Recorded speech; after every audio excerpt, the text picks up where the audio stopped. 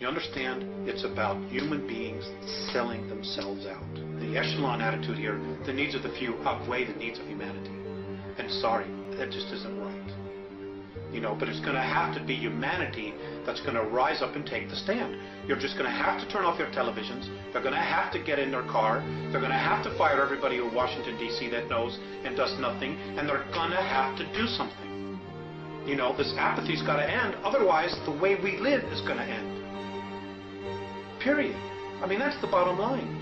You know, and I'm not coming from a fear space. I'm really quite angry about the apathy and the fact that, you know, when people give lectures and try to tell us, people want to stand up and fight with them.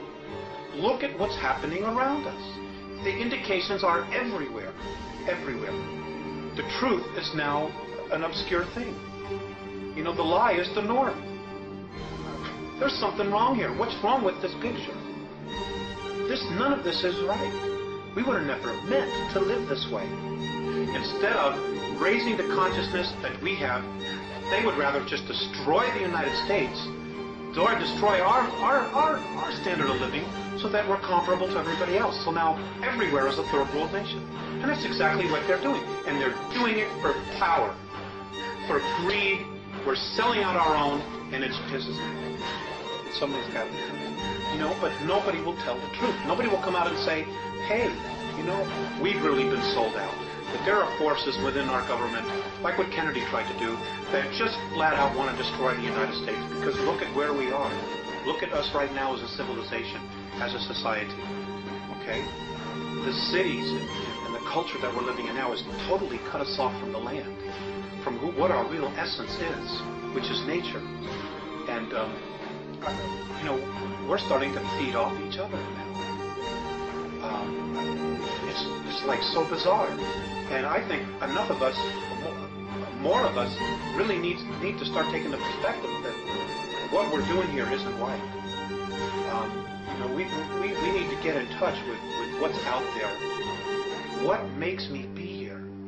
You know, as opposed to going home after work, turning on TV, watching 3 hours of television, going to bed, getting up the next morning, going to work, and doing the same thing over and over and over and over again, like robots. Throw the televisions away. Just throw them away.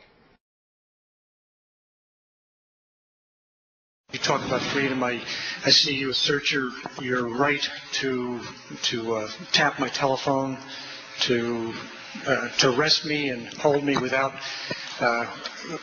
charges, to try to preclude me from breathing clean air and drinking clean water and eating safe food. If I'm a woman, you'd like to restrict my opportunity to make a choice. I'm not your favorite guy. Go ahead.